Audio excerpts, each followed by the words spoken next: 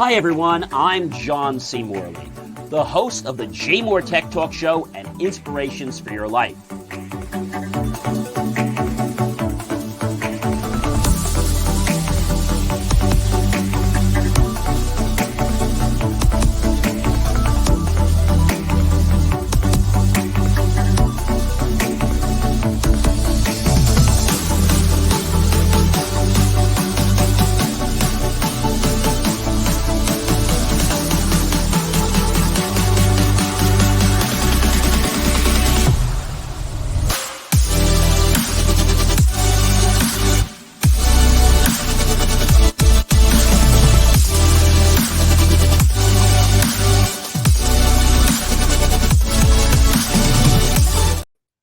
Hey guys, it is John C. Morley here, and welcome to actually the last episode for 2022. We have one more, I should say that. We actually have one more week. We have the 30th. I'm thinking last, but we actually do have one more week to go. We saw the 30th, so we have one more. It's the second to last. All right. I guess I'm just getting a little excited about 2023 coming around. Well, we have a great show for you guys tonight. And we have some great guests coming up in 2023, which I can't tell you about tonight, but there are lots of great ones coming up.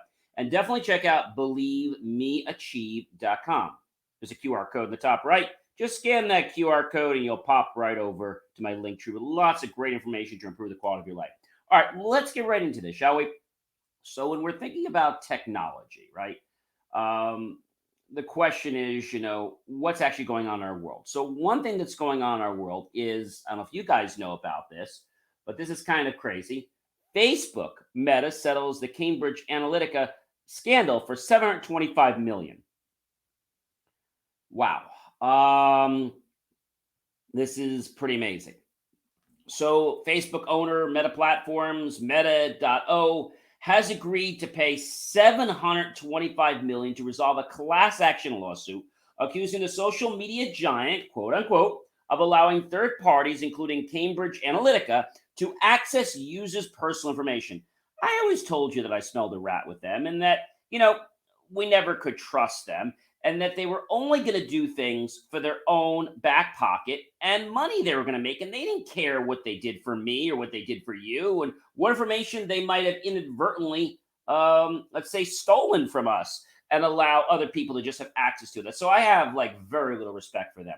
The settlement was disclosed in a late court filing this past Thursday, and it would resolve a long-running lawsuit prompted by the revelations in 2018 that Facebook had allowed the British political consulting firm Cambridge Analytica to access data of as many as 87 million users. I mean, I think that is that's absolutely crazy. I mean, so crazy that I can tell you that, these big giants, they are not going to be able to pass the mustard. Just because they have a few million or $1 billion doesn't mean that they should skate by on what can be done to protect our personal data. And it doesn't give them a right to be able to exploit our data for money. I mean, it really doesn't. And lawyers for the plaintiffs called for the proposed settlement to be the largest to ever be achieved in the U.S. data privacy class action and the most that Meta has ever paid to resolve a class action lawsuit. So I see these kind of numbers just getting higher and higher. 725, million is nothing for Facebook. And although it's not going to put them out of business, it is going to put a big hamper into whether they're going to be able to operate like they did in the past. They kept getting $725 million lawsuits every couple months or even every year.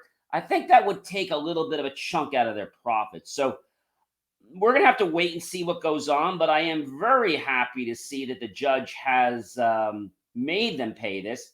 And Cambridge Analytica obtained the information without users' consent from a researcher who had been allowed by Facebook to deploy an app on its social media network that harvested data from millions of users. What I've always said to you folks, if you put data on the internet, you put data in social media, it's not yours. Now, I'm not saying they should exploit you, but when you put data online, I don't trust it. Anyone, their mother and brother, or bad actor could come out of it to use that data. So, Cambridge Analytica scandal fueled the government investigation into its privacy practices, lawsuits, and a high-profile U.S. congressional hearing where Meta chief executive Mr. Mark Zuckerberg was grilled by lawmakers. I'm sure he was sweating through his suit in that day. In 2019, Facebook agreed to pay $5 billion to resolve a Federal Trade Commission probe into its privacy practices and $100 million to settle U.S. Securities and Exchange Commission claims that it misled investors about the misuse of users' data.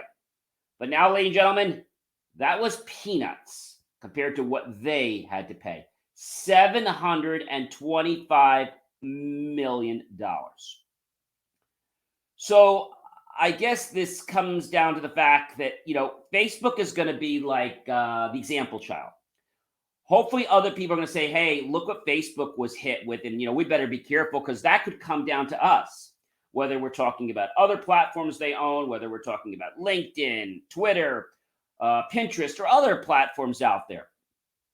So the settlement covers an estimate 250 to 280 million Facebook users, according to Thursday's court filing.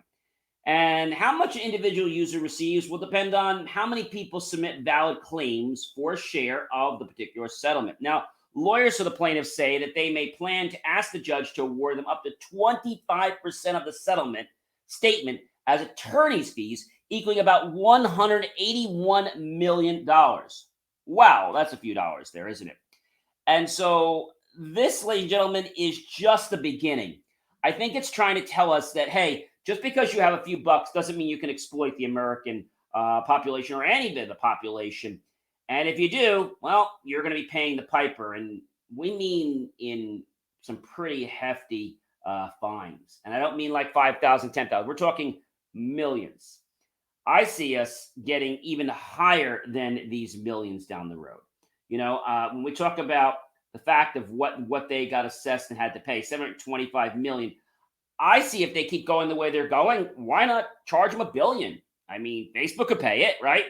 But I see that $725 million is just a slap on the wrist. But I think it'll get even worse. We could be talking $1 million, $2 million, $4 million, $5 million, or even $10 million. And how about you? That's a lot of money for a company like Facebook. And when we start hitting their pocketbook, well, they're going to start paying attention to what we, business owners, we, Americans, and other people around the globe have to say about Facebook and, yes, the new Meta. They didn't fool anybody by changing their name. We still know them as Facebook. And, people say, why did they change their name? They did it because they were hoping to go under the radar. But, Facebook, you're not fooling anybody. You might think you're clever and crafty, but really at the end of the day, you're just going to get socked with some more fines. So we'll keep you in the loop about what's happening with Facebook as this year evolves and as next year evolves. But I think it's going to set a standard to where social media giants are going to have to be able to play and what they're going to be able to do and not do. And new laws are going to come about. I've already told you that there's going to be more litigation in terms of social media and online as opposed to just in person. We've always had in person, but now we're going to have online rules, which are going to change things just a little bit. All right, ladies and gentlemen, we know the ever popular Mr. Elon Musk. Well, he says he will step down as CEO of Twitter when he finds a replacement. So what the heck is going on? I mean, Elon, why did you buy Twitter? I mean, why is Elon stepping down? He confirmed this past Tuesday evening he'll be stepping down as the company's CEO, but only when he finds a successor. And directly addressing for the first time a Twitter poll he created this week in which millions of users voted for his outing. Wow, that's pretty tough. In a recent tweet, Mr. Musk said he would resign, quote, as soon as I find someone foolish enough to take the job, close quote. He added that following his resignation as CEO, Musk would, quote unquote, run the software and servers team, quote unquote, at Twitter, indicating he may continue to exercise significant influence on the company's decision-making power. But is he really going to have power, or was it the stock market and the, let's say, investors that actually pushed him into a corner and said, hey, Elon, you got to step down because we don't believe the Kool-Aid that you're making. So the announcement came after more than a day of silence about the poll following its outcome. And this past Monday, more than 17 million users had voted, 57.5% of whom said Musk should resign. The billionaire executive addressed the results only indirectly. He suggested that future Twitter polls could be restricted to paid users of Twitter Blue and the company's subscription service. Great, Elon. So now you're going to try to alienate people if they don't pay? I mean, that's just going to be real cool. I'm sure that's going to go over real well with your stock investors. Now, Musk's poll asking users whether he should resign as CEO came after a massive backlash to Twitter's abrupt suspension of several journalists who cover him, as well as Twitter's decision to ban and then unban links to other social media platforms. So my question is, what the heck are you doing, Elon? Under his leadership, Twitter has laid off the majority of its staff, alienated major advertisers, and welcomed former President Donald Trump back to the platform after his suspension in the wake of January 6th Capitol riots, and released internal communication to journalists about Twitter's operations before Musk took ownership of the company. So what's Elon doing? I don't know. I think this is part of a power ploy. I don't think he really cares what he does with Twitter. I think it's just like a game for him. I don't think he understands that his money is affecting a lot of people's lives and that there are going to be consequences to him and to other people. So I feel the reason that he's stepping down, because of obviously the investors wanting him to step down, but I feel the reason he's stepping down is to avoid backlashes, to avoid things in the media that might cause him some real financial hardship and cause him to lose some of those billions that he owns. Actually, ladies and gentlemen, Elon Musk is not the wealthiest person in the world. And if you want to know who is the wealthiest person in the world, do you know who that is right now? The wealthiest person in the world right now happens to be Bernard Arnault. He's the co-founder, chair, and CEO of LVMH. He's the richest person and the richest man in the world with a net worth of $172.9 billion. Behind Arnault is co-founder and CEO of Tesla, Elon Musk. So Elon is the second wealthiest person in the world, but he is not the most wealthiest person in the world. So hopefully that gives you some interesting insights there.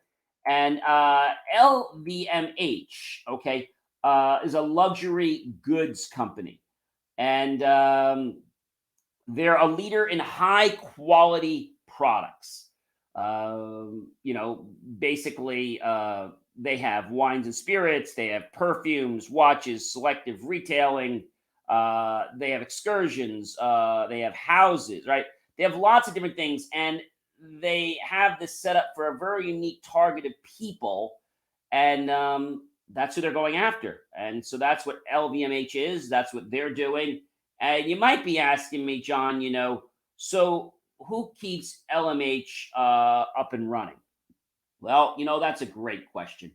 So LVMH is funded by quite a few investors. They have 5,556 stores. They have 75 houses and 175,000 employees. Wow. They currently bring in 64.2 billion in the British pound. That was in 2021.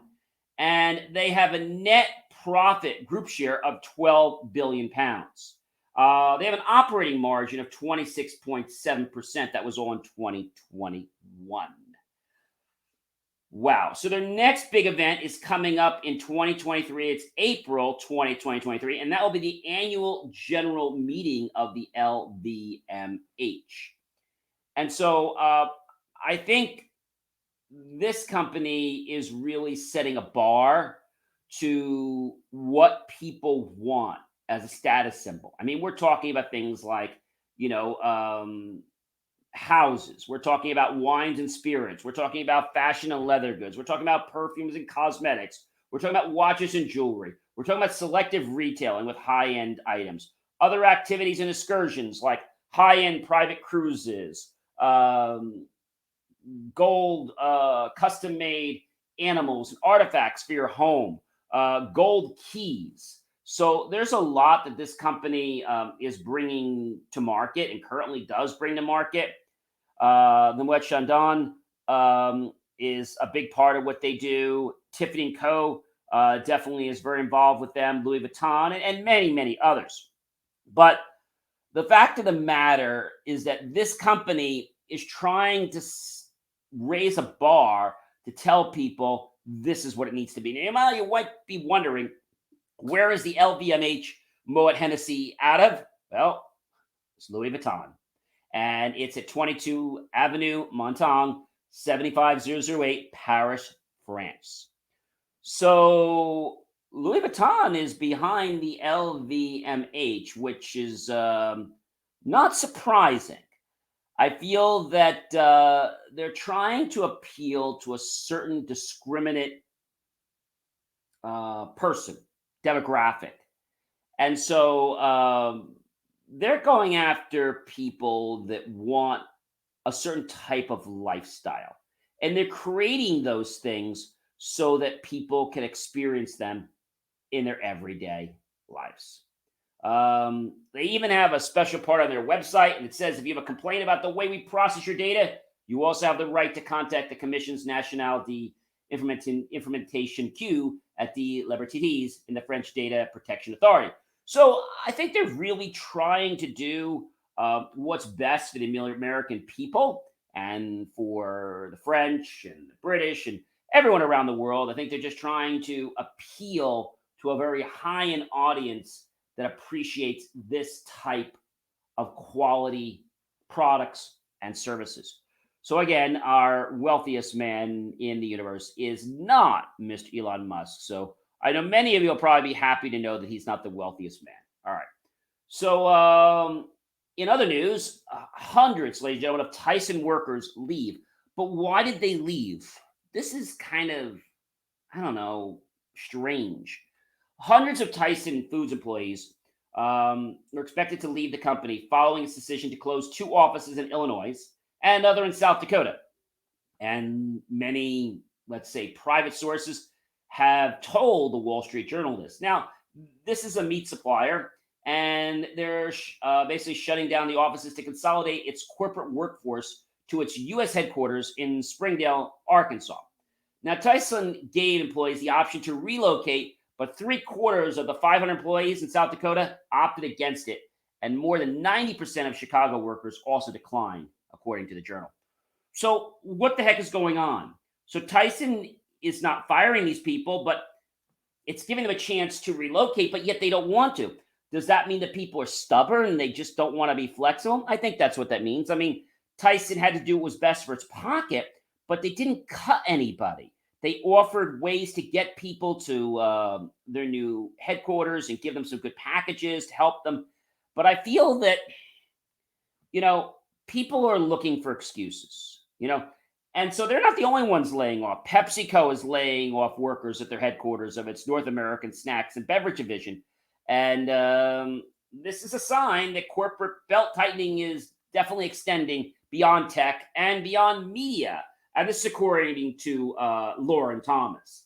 And so, do we think we will still see more layoffs across consumer goods industries?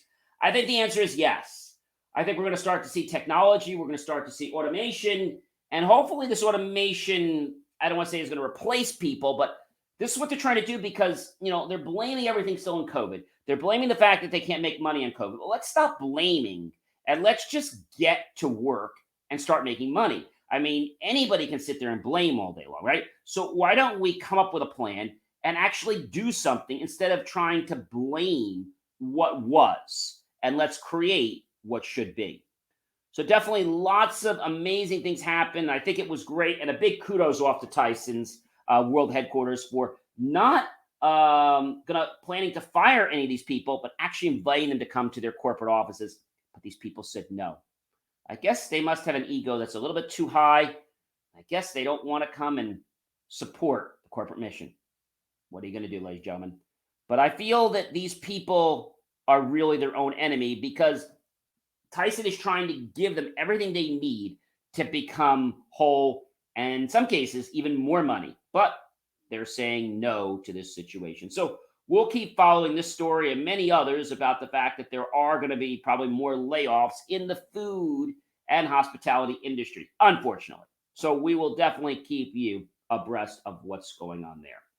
Well, many of you don't know that I actually am an Eagle Scout. And, you know, becoming an Eagle Scout in May of 1983 also helps me think back about how important it is for Boy Scouts, Girl Scouts today, and all that we have done and continue to do to help promote great relations with people, bring community together, and help support good causes. Well, take a look at this one.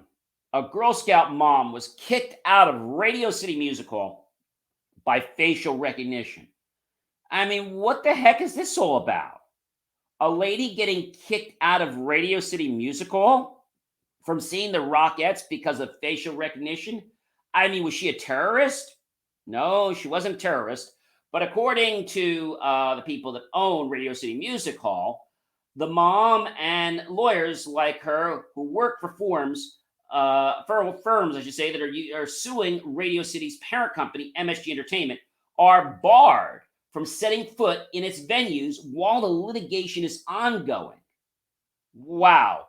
So an attorney from a law firm suing the parent company of Radio City Music Hall being kicked out. I mean, this is just terrible. And Kelly Conlon, a senior associate with New Jersey personal injury firm, Davis, Saperstein, and Solomon, which is representing a client, suing a restaurant owned by the parent company, MSG Entertainment, told NBC New York that security guards approached her and asked for identification as soon as she arrived on the weekend after Thanksgiving. Now, the guards ultimately turned her away from the show, even though she is not involved in her firm's litigation against the company.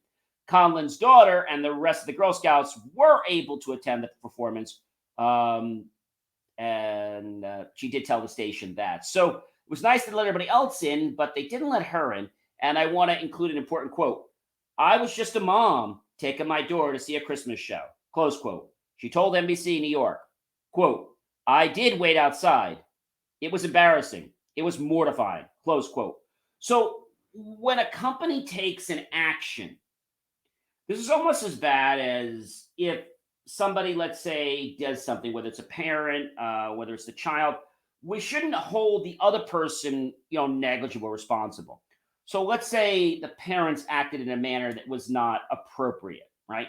And now suddenly the kid can't be friends with them or their family because the other adults can't play nice together. That's really what this is. This is a childish game, and somebody just got a big ego, and that's what it's about. I mean, this wasn't about protecting anybody's assets. We all know this. I think it's absolutely terrible that they're able to do stuff like this. About 2 weeks before Conlon was barred, her firm filed a complaint against the company's policy with the New York State Liquor Authority, alleging that MSG Entertainment's liquor license requires it to admit members of the public to its venue, other than people who may be disruptive and cause security threats, they had told NBC New York. So this tells you why, and I get the general idea, but this lady wasn't even part of the litigation. So just because you work for a company and the company says that the grass is red, I gotta believe that, or you've got to take my value, or if it has something to do with human rights because I believe a certain way means the whole firm believes that way. It shouldn't be like that. But I think this is just some lawyers really just with some big egos just trying to throw their weight around. I don't think it's really about protecting anybody. And I want to also include a quote from a spokesperson called "The Policy Straightforward" and said, quote, "Attorneys at firms pursuing litigation against it are welcome at its venues once the litigation is resolved," close quote. I think this is a little bit out there. Another quote I'd like to make that they made, quote, "While we understand this policy is disappointing to some, we cannot ignore the fact that litigation creates an inherently adversarial environment," close quote. Quote, MSG Entertainment's statement continued, All impacted attorneys were notified of the policy, including Davis, Saperstein, and Solomon, which was notified twice. In this particular situation, only the one attorney who chose to attend, despite being notified in advance that she would be denied entry, was not permitted to enter. And the rest of her group, including the Girl Scouts, were all able to attend and enjoy the show. Close quote. So I think what this means is that they were giving sufficient notice that they were going to be, barred. She was warned. It's almost like if somebody says, you did something, you're not allowed to travel, right? So you don't travel. But who's really at fault here? Is it the mom? Is it the litigation of the other attorneys? I have to say the attorneys are not right, but the mother's not right either. This whole thing's going on, and they did warn her, and they warned all the other firms, but yet she brazenly felt that she would just go attend the show. Maybe she should have had someone else go, maybe her husband or a relative, and say, look, I'm probably not going to be admitted. I don't want to cause an embarrassment. Let me just have another family member or someone else from the troop go along. But she decided to buck it. And I think this is the reason why this is so devastating. She knew that she could possibly be banned and probably would not be let in, but yet she still plowed forward. The policy has come under fire from several firms involved in a lawsuit against it, some of whom have unchallenged and some unsuccessfully challenged the ban in court. At a hearing just last month, Chancellor Kathleen McCormick of Delaware Chancery Court called the policy, quote, the stupidest thing I've ever read, Reuters reported. So New York courts records show that more than 20 active lawsuits are pending against MSG Entertainment and its properties in the state. I think, ladies and gentlemen, this just gets to the point that there's some things that just don't make sense. And I have to tell you, this does not make sense. The lady was not even part of the panel that brought the litigation. She probably doesn't even work in that department. So I can't say I agree with what they're doing, but I do understand the fact that she's also not right because they at least did warn her. It wasn't like, hey, we didn't say anything and then we banned you. They warned them 2 times that these firms were not going to be able to get in if they worked there. But I guess she just missed that memo or didn't read that email. So I think she's also at fault. Even though I don't agree with the lawyers, she's also going against a direct order that was given to her by another company. So again, she's not in the innocent here. All right. So how about, ladies and gentlemen, we hear about this every day. People are using the internet to search for things. What if you were to go online right now and simply search, and this search led to, yes, an online scam? I mean, tell me what that would mean to you. I mean, just think about that for a second. Simple web searches leading to scams. I mean, does that even mean anything to you? Does that have any relevance? And I think you might say, John, this is kind of crazy. And I agree, but I have to tell you that there are a lot of bad actors in the last few years that are paying money to actually get people to fall into traps. I've had it happen with clients, relatives. And so just by making a search and a bad actor, let's say, putting something up and hoping that you're going to click on it, well, that could be a really, really, really big problem. So what's the solution for that? Solution? The solution is that we need to become more aware of what's going on. And a simple online search, as we say, could lead to a major scam. Scammers are using misleading ads to get people to click on websites that have nothing to do with what they're going for. For example, let's say that you were going to travel to a country. And maybe when you typed in something to do with travel or cruise, you suddenly got to a website that was going to exploit you. See, that's a problem, ladies and gentlemen. I mean, a really big problem. And innocent people don't know this, but just think about this for a second.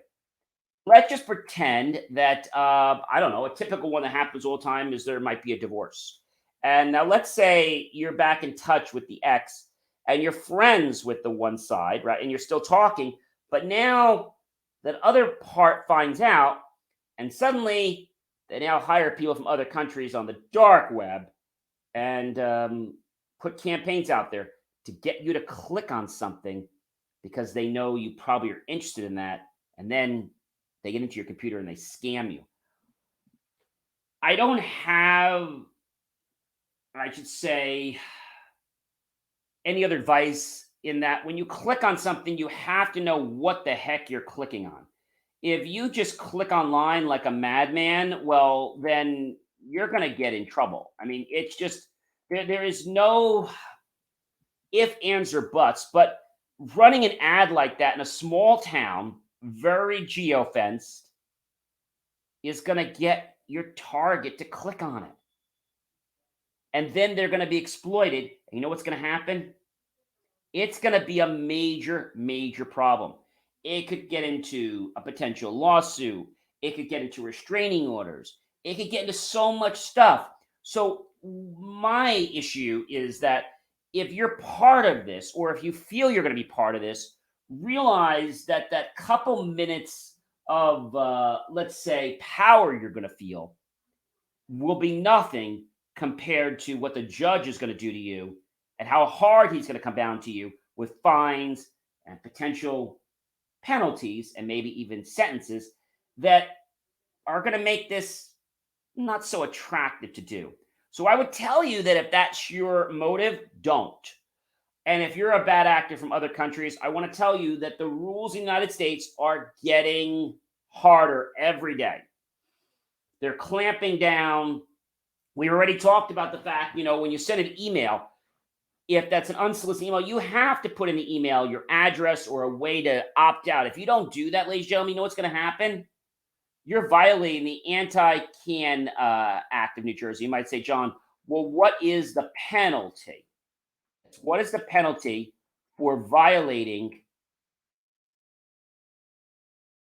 the U.S. Can Spam Act? What's the penalty for that? Well, each separate email in violation of the Can Spam Act is subject to penalties, ladies and gentlemen, up to $46,517. So anyone that is not in compliance could be getting themselves a few Christmas presents or New Year's Eve bills. But following the law isn't complicated. To understand the Can Spam Act law, it's really, really simple. A lot of people feel that they don't need to do it. So don't use false or misleading header information like you're from or to or reply information. Don't do that, because if you do that, you're already what I call spoofing. You're acting as somebody that's not who they really are. That means don't use domain names or names that would misidentify you or identify you incorrectly. Don't use deceptive subject lines to get people to read your message when it has nothing to do with that message. Tell recipients where you're located. Don't make that a secret. Tell recipients how to opt out of receiving future email. Have a link at the bottom. Make it really easy and visible. Don't make the link something that when they click on it, it says the link can't be found. I can't tell you how many emails I get. I click on the link and that's not found. Honor opt-out requests promptly. Anyone who has an opt-out system, make sure that if you're going to use it, that you're going to properly take the request and respond to it within 30 days. I know when we get an opt-out, we opt somebody out usually within 24 hours, which is well above the law standards. But the law says you have to do it within 30 days. Now, you can't charge a fee or require the recipient to give you any personal identifier information beyond an email address to make the opt-out. Really important. And monitor what others are doing on your behalf. Because if you don't, ladies and gentlemen, you're going to start getting these bills that are going to pile up. I mean, we're already seeing what's happening with the robocall industry and the infamous insurance scams. they call you and they tell you that your car is going to be out of warranty soon, and you have to subscribe now. And if you don't, it's going to be a major issue. I know it's just it's really crazy, but I think if we can all understand that email is not a right, it is a privilege to use it. We need to get permission before we use it, and we have to be polite when we use it. Do we just knock on someone's door at 11 o'clock at night? Do we just call them any hour of the night? No, they'll be harassing them. So we shouldn't do that with email. Of course, there are not a lot of laws except for the US Can Spam Act, but there are other laws. And again, the fine for the US Can Spam Act is not too inexpensive. Okay. The Can Spam Act is enforced primarily by the Federal Trade, which can seek civil penalties up to $16,000 per violation. That's quite a bit, isn't it? So each separate email violation of cancer is subject to penalties of up to $46,000. But they are saying that the FTC, okay, the FTC has the ability to go up to $16,000, and then with the other rules that we've been learning about, up to 46,517.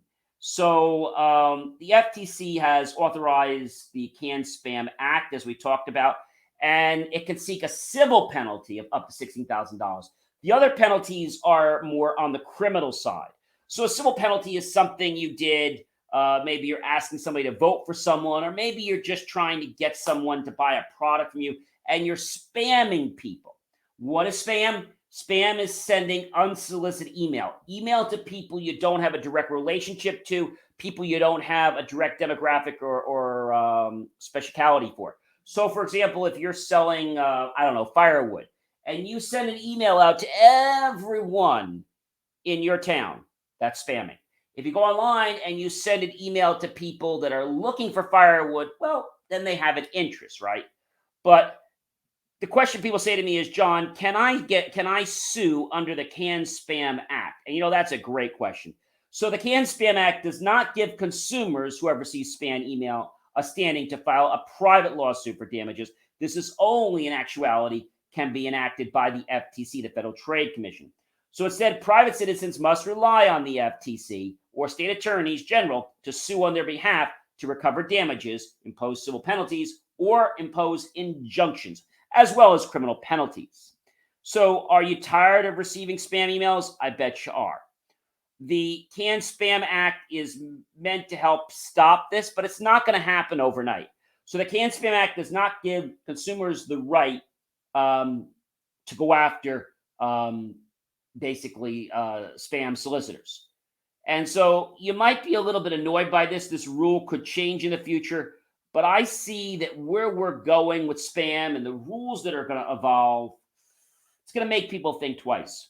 Now, you might ask me, John, what is the penalty? This is another good one.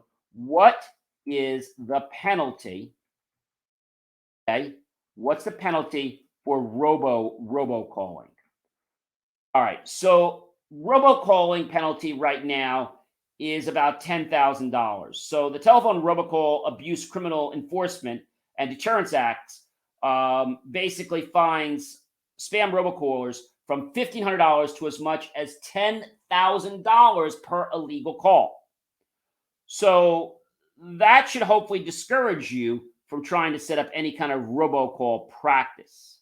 So is there a new law about robocalls? Yes. So since 2021, voice service providers must block phone traffic from any provider that is neither certified to implement the STIR or SHAKEN caller ID authentication standards, nor file a detailed robocall mitigation plan.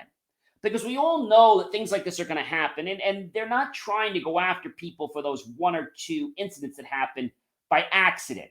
They're trying to go after people that intentionally try to use robocalling as a hard hit method to get results and even annoy and abuse people. So the question comes up to everyone every day is, how much can you sue for robocalling? So the laws vary from state to state. In California, the law allows a person who has received an unsolicited phone call to sue a caller in small claims court for $1,000 civil penalty. So, of course, since we're in New Jersey, what is the amount to sue for robocall in New Jersey? So, violators may receive penalties up to $10,000. So, in New Jersey, the rules are still a little bit different, but the law is still around the $1,000 mark per claim. If you receive a robocall trying to sell you something and you haven't given the caller your written permission, it's an illegal call. You should hang up, then file a complaint with the FTC and do not call.gov registry. You can do that very easily right after this show. Now, what happens if you press 1 on a robocall? Well, what should happen is if you do press 1, you will be put through to a lot of times a scammer who may well be in a different country. It's highly likely that the scammer will request a payment or personal information such as bank details to avoid the problem. Don't do it. They will be scamming you and you might lose your identity. So how do you remove yourself from robocalls? Well, just visit donotcall.gov. Their number is 1-888-382. That's 1222. That's 1-888-382-1222 to verify the status of or unscribe your phone number from the registry. Again, you can do it all from donotcall.gov. So place your phone number on the DND registry. We'll stop telemarketing calls. But you might still receive calls from scammers and robocallers. Unfortunately, the system is not 100% flawless. And so why don't phone companies block robocalls? Well, there are a number of ways to use the technology to reduce the number of annoying robocalls, but the U.S. phone companies have generally left it up to consumers to defend themselves against the telemarketing onslaught. We have things like No Robo and other types of things like that. The problem is that a lot of times you might make a phone call from a company and not be able to reach someone on their cell phone because they're using No Robo. However, it wasn't you that caused the robo violation. It was someone at your company because you're dialing from a main number that it shows. So how many spam calls is considered harassment? Well, just one unwelcome call can be harassing. Through a single misdial or wrong number call might not rise to a level of harassment. It happens. It's an accident. But it's a good idea to tell the recipient of such a call that, hey, I misdialed. I'm sorry. Rather than, just hanging up, it's good to let them know that you made a mistake. And most people are going to be like, hey, you made a mistake. It's no big deal, right? But when people try to hide things, when they try to do things that are going to prevent identity, that's when we have issues. Is it a crime to call someone repeatedly? So as we mentioned before, you can be convicted under a penal code 653M PC for calling or contacting someone repeatedly, making threats, or using obscene language on the phone in an electronic communication. So is calling someone more than once harassment? Yes, to any of these, because you or someone you know may be a victim of a criminal harassment or stalking situation. And stalking behaviors, including calling you over and over again and perhaps hanging up whenever you answer the phone, contacting you on the internet through constant texts or emails, would definitely be considered stalking. Now, of course, if it's someone, let them know, hey, you don't want this, document it. And if you feel that it's not working, you can even tell them, hey, I'm going to go to the police. But if anytime someone calls you, when you feel like your life is in a situation where it could be at risk, of course, go to your local police department and file a complaint. And they will take the appropriate actions to make sure your life is protected by issuing a protection order. Ladies and gentlemen, you know who I am by now. I am John C. Morley, Sir Entrepreneur. It has been an amazing privilege, pleasure, and honor to be with you this fantastic December 23rd, Friday, on the JMOR Tech Talk Show. Those of you, ladies and gentlemen, that are currently celebrating Hanukkah, I want to take this opportunity to wish you a happy 6th day of Hanukkah. And of course, a very Merry Christmas to all my friends and myself that celebrate Christmas. And so I think, ladies and gentlemen, it's important to understand, as I've said before, technology, just like a weapon, is not good, it's not bad. It's how we as people decide to employ that technology, to whether it will be used for good or used for bad. I hope you guys have a great rest of your weekend. I hope you enjoy the rest of your Hanukkah, Kwanzaa, and all the other holidays that are out there. Of course, Merry Christmas.